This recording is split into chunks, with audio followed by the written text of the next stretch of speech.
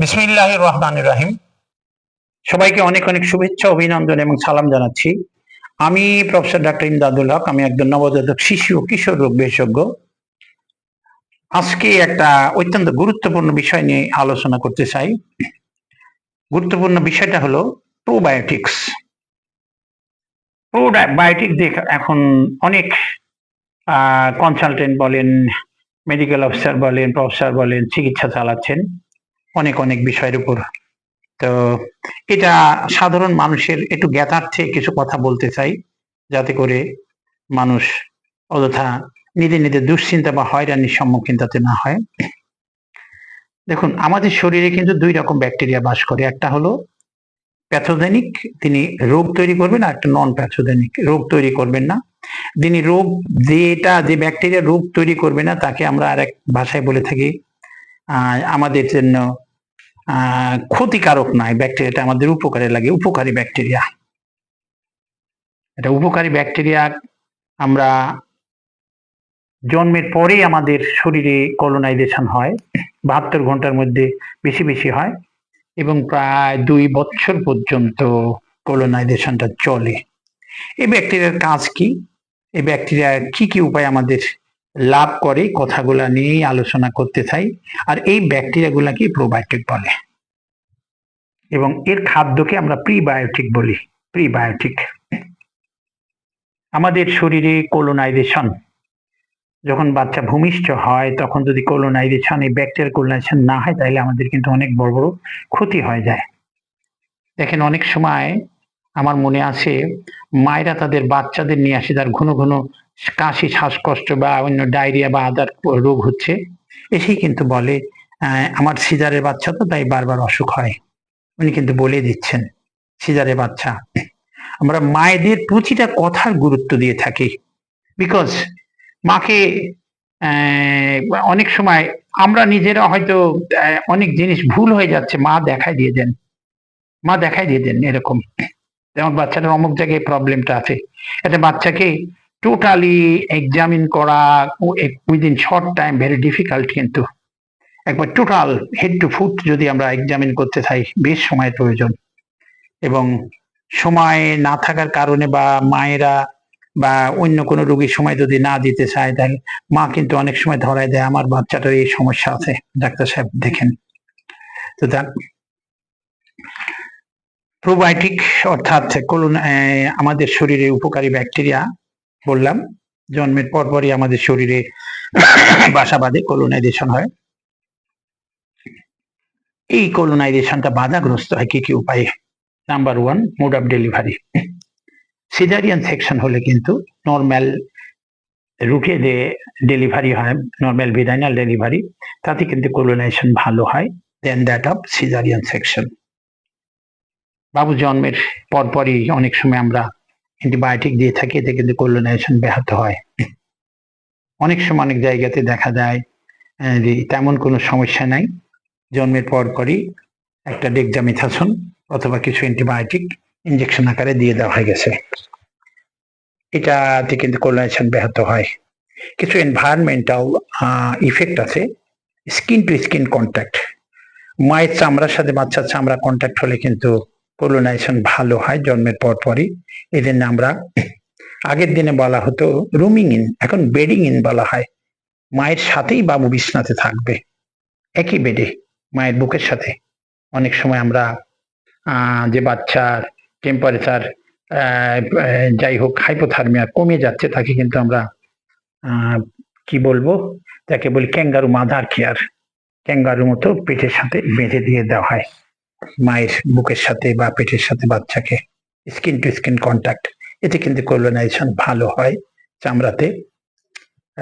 এছাড়া আরো কিছু ফ্যাক্টর আছে, যেমন feeding, breast feeding within half an hour to 1 hour যদি আমরা স্টার্ট করতে পারি এবং এক্সক্লুসিভ ব্রেস্ট ফিডিং যদি চালাতে পারি, কলোনাইজেশন অফ ব্যাকটেরিয়া অর্থাৎ আমাদের উপকারী ব্যাকটেরিয়ার কলোনাইজেশন ভালো হয়।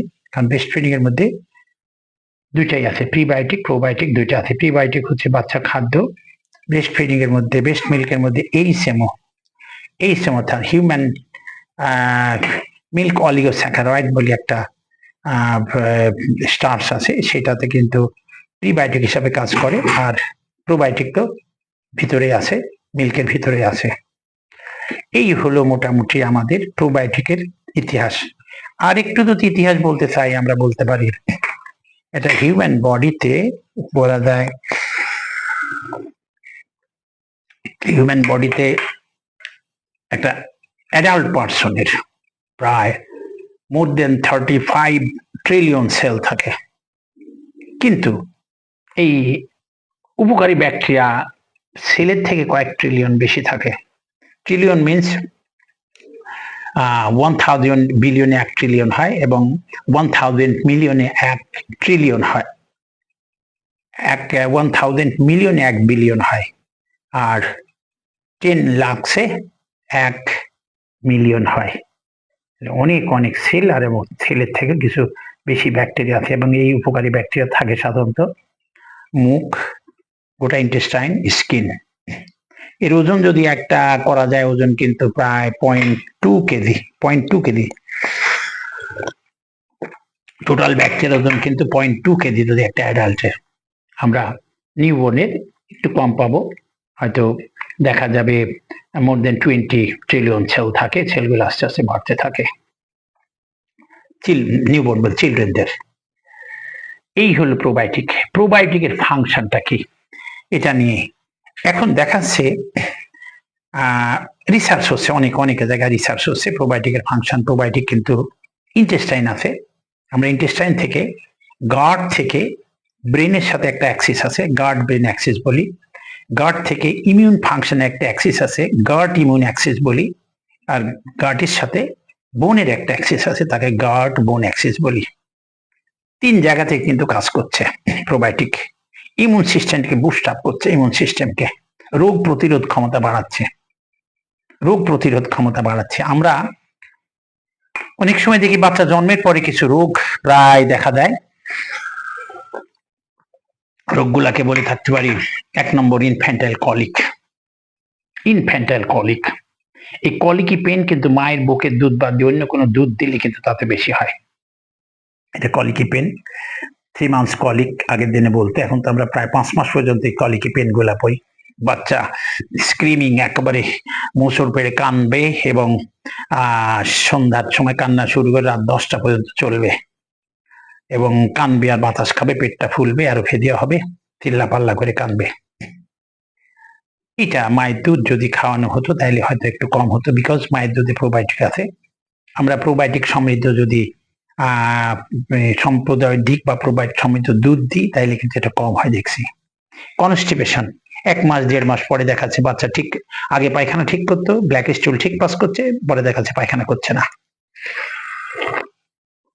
এই পায়খানাটা বাবু 2 দিন 3 দিন চলে যাচ্ছে পায়খানা, কোনো কারণ নাই, কোনো কারণ নাই, কনস্টিপেশন। এটা কিন্তু প্রোবায়োটিক দিলে চলে যাচ্ছে। এরপরে যদি আরো দেখা যায় বাচ্চাদের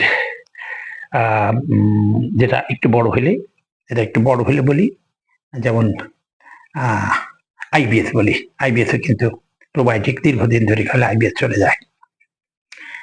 গার্ড ব্রেনের ফাংশনে কিন্তু অনেক বড় বড় ইফেক্ট রাখে।